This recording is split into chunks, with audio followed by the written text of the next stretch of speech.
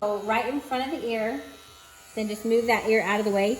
You can even rest this edge of the trimmer on the skin. It's really protected, and so it won't get the ear if you keep that skin tight. You'll want to use your left hand and keep this skin tight. If the skin, see, it was soft right here, it'd be easier to nick him. So you want to just tighten that skin up.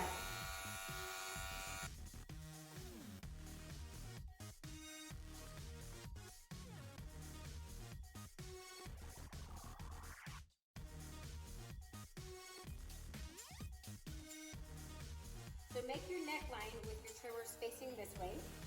You want to make your line first, and then you turn them the other way and shave up that neck hair. Now, if the neck hair grows a few different directions, then you can shave up first, and then you can always take them and shave down.